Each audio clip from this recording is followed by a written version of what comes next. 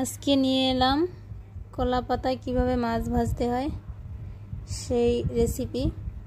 তো আমাদের মাছ ভাজাটা হয়ে গেছে, আমরা কিন্তু এখন এটা দিয়ে দুপুরে খাওয়া দাওয়া করব। তো পুরো মাছ ভাজাটা কিভাবে ভাজতে হয় সেটা দেখার জন্য পুরো ভিডিওটা আপনাদেরকে দেখতে হবে। তার আগে একটু বলে দাও তো কেমন হয়েছে? খুব সুন্দর হয়েছে, খেতে কিন্তু অনেক মজা হয়েছে। তো প্রথমে আমরা আমাদের ফ্রিজে ছিল পোমা মাছ নিয়ে নিয়েছি দুইটা। আমরা দুইজন মানুষ, এর জন্য অল্পই মাছ নিয়েছি। আপনারা বেশি হলে বেশিও নিতে পারেন। মাছটা কেটে ভালোভাবে ধুয়ে নিলাম।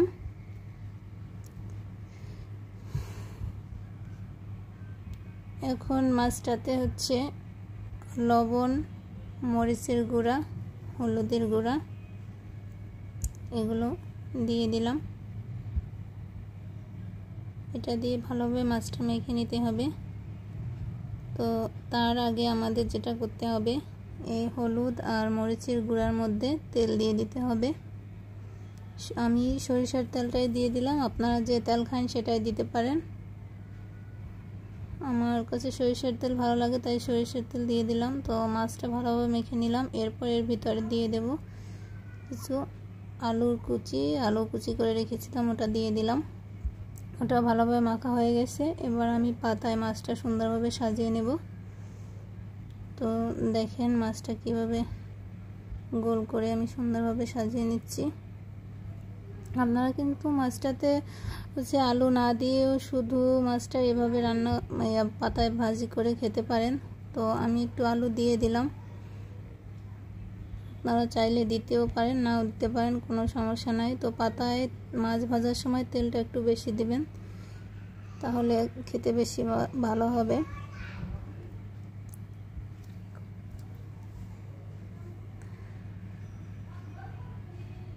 তো মাছটা এভাবে সুন্দরভাবে পাতায় সাজিয়ে নেওয়ার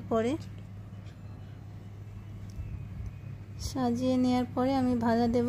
আর আপনারা যদি চান মাছে পেঁয়াজ রসুনও কুচি করে কিন্তু দিতে পারেন, কিন্তু এটা পোমা মাছ একটু নরম হয়, এর জন্য আমি পেঁয়াজ রসুনটা দিলাম না। পেঁয়াজ রসুন দিলে একটু নরম থাকে মাছটা, এর জন্য দেইনি। তো আমার ভালোভাবে মাছের পাতায় সাজানো হয়ে গেছে মাছটা। এবার আমি চুলায় আগুন ধরিয়ে নিলাম, আর আমার পাতায় মাছটা দেখতেছেন চুলার উপরে দিয়ে দিলাম ভাজা। তো এরপরে কিভাবে হয় দেখতে থাকেন। চুলার আঁচটা কিন্তু খুব বেশি দেওয়া যাবে না, মিডিয়াম আঁচে রাখতে হবে। তো পানিটা যখন মাছ থেকে বের হবে তখন একটু চুলার আঁচটা বাড়িয়ে দিতে পারেন, যেন পানিটা টেনে যায় এর জন্য। তো পানিটা টেনে যাওয়ার সাথে সাথে আপনাদের চুলার আঁচটা কমিয়ে দিতে হবে।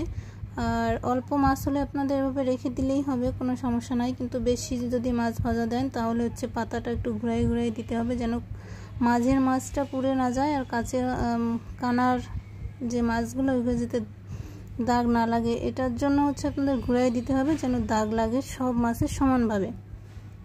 তো মাছটা দেখেন কড়াইয়ের মধ্যে যেভাবে ফুটতেছে, পাতায় কিন্তু ঠিক ওভাবেই ফুটতেছে। আমার মাছের তেলটা বের হয়ে গেছে, কারণ পানিটা টেনে গেছে। মাছের পাতার নিচটা কিন্তু দেখেন একদমই পুড়ে ওঠেনি। কিন্তু আমার মাছটা কিন্তু এপাশ ভাজা হয়ে গেছে। এরপর যে আমি মাছটা ফিরিয়ে নেব, সরার উপর দিয়ে আমি আজকে উপরে একটা পাতা দিয়ে হাতেই মাছটা ফিরাবো। আপনারা যদি চান ভয় লাগে তাহলে উপরে অন্য একটা সরা বা ঢাকনা একটা প্লেট দিয়েও মাছটা এভাবে ফিরিয়ে নিতে পারেন। দেখেন পাতাটা কিন্তু একদম দিব্যি কাঁচা এখনো ওভাবেই রয়ে গেছে, একটু পুড়েনি। কিন্তু আমার মাছটা কত সুন্দর একদম লাল ভাজা হয়ে গেছে।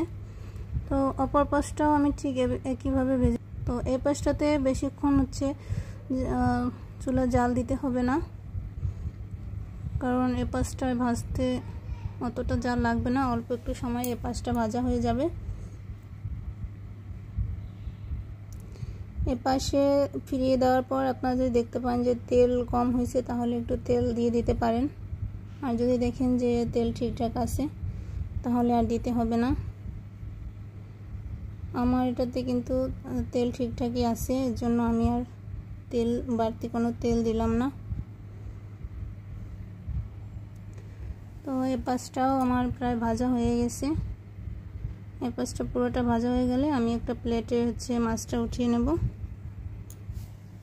আর তারপরে আমরা কীভাবে খাওয়া দাওয়া করলাম সেটা আপনাদেরকে প্রথমেই দেখিয়ে দিলাম।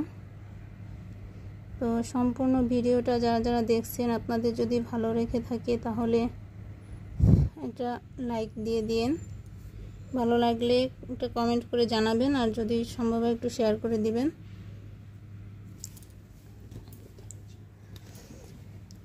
এরপরে এভাবে নতুন নতুন ভিডিও পেতে চ্যানেলটা সাবস্ক্রাইব করে রাখবেন।